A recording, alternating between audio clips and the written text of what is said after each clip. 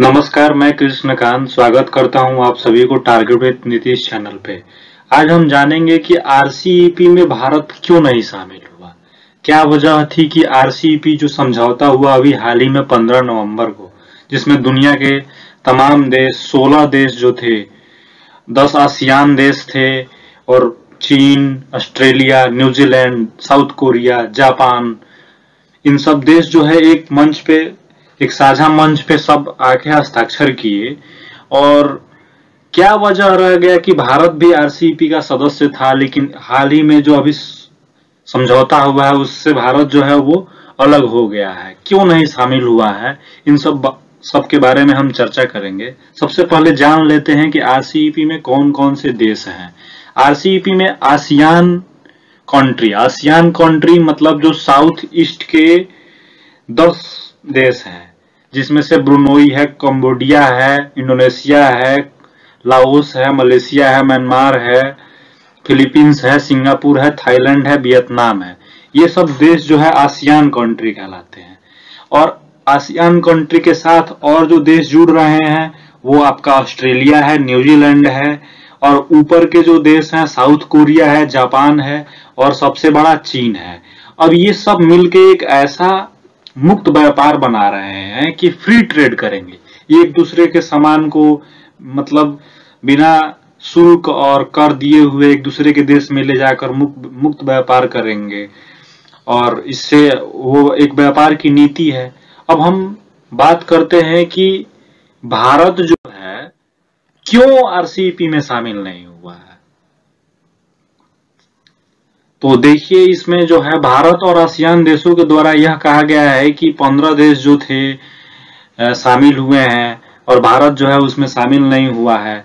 यह एक ऐसा मतलब कि समझौता है जिसमें सभी देश जो है वो आपस में मिलजुल के और व्यापार करेंगे, बिना मतलब कि मुक्त व्यापार करेंगे। फिर हम बात करते हैं कि ये क्या है। तो मूल रूप से आरसीईपी जो है वो एशिया प्रशांत क्षेत्र में 16 देशों के मध्य किया जाने वाला एक मुक्त व्यापार का समझौता है। हालांकि चीन, ऑस्ट्रेलिया, दक्षिण कोरिया, जापान और आसियान के 10 देशों के बीच यह एक व्यापक आर्थिक भागीदारी की समझौता है जो 15 नवंबर को हुआ है। इस समझौता के जो सदस्य देश हैं उनके मध्य वस्तुओं और सेवाओं की स्वतंत्र प्रवाह, जिसमें करों और शुल्कों को समाप्त कर देने को प्रस्ताव रखा गया है। अब हम जानेंगे कि आरसीईपी है क्या। आरसीईपी जो है यह एक क्षेत्रीय व्यापार आर्थिक सहयोग साझेदारी सम्मेलन मतलब कि एक संगठन है 16 देशों का, जिसमें भारत जो है इसका सदस्य नहीं है। अब आरसीईपी जो है इसमें सदस्य भारत क्यों नहीं है, तो इसमें क्या है कि आरसीईपी के जितने भी सदस्य देश हैं उनके साथ भारत का जो व्यापार घाटा है वह 105 बिलियन डॉलर का है। अब सोचिए कि जितने सदस्य हैं, इसमें कहा जा रहा है कि पूरे दुनिया का 30% जीडीपी इन सारे सदस्य देशों को मिलाकर है। तो अब सारे सदस्य देशों में से जो व्यापार घाटा भारत के साथ है वो है 105 बिलियन डॉलर का। अब हम जानेंगे कि व्यापार घाटा होता क्या है।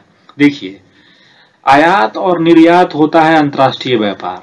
अगर हम किसी देश से कोई वस्तु आयात करते हैं और अपने देश से किसी वस्तु का निर्यात करते हैं तो ये अंतर्राष्ट्रीय व्यापार है।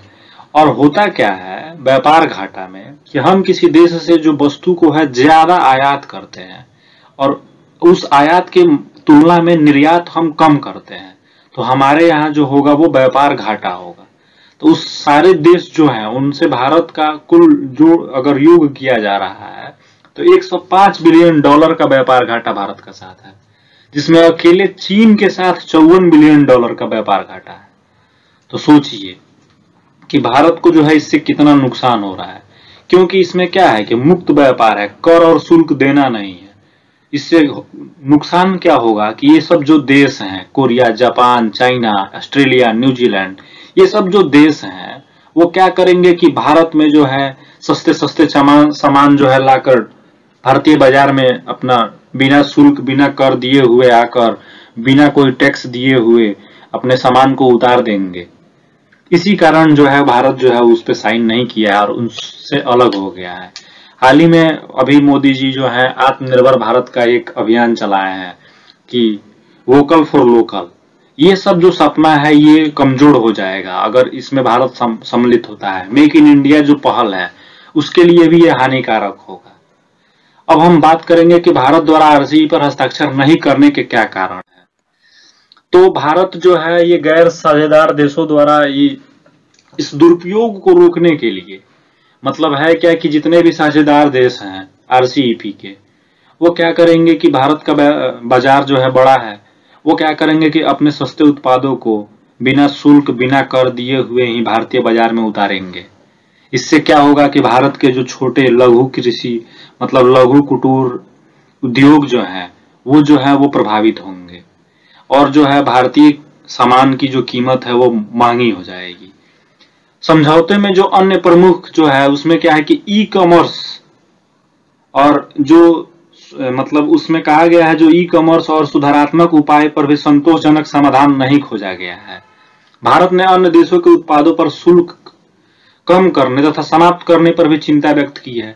अब बताइए, कोई भी देश सामान भारत में लाए और शुल्क ही नहीं दे, कोई ड्यूटी ही नहीं दे, तो फिर क्या उससे मुनाफा हुआ? उसकी सामान आके हमारे बाजार में बिकेगी, हमारी जो सामान है वो क्या होगा?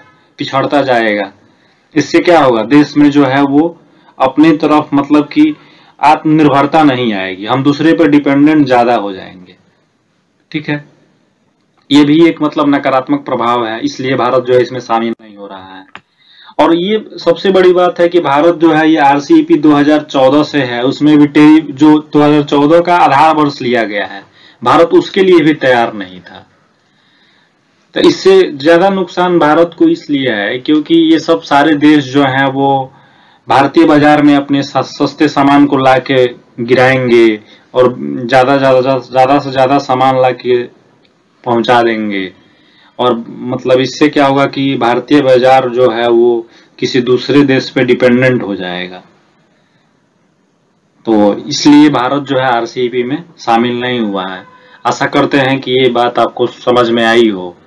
अगर हमारी वीडियो आपको अच्छी लगे तो इसको लाइक करिए, शेयर करिए और कमेंट बॉक्स में बताइए। ठीक है, तब तक के लिए जय हिंद।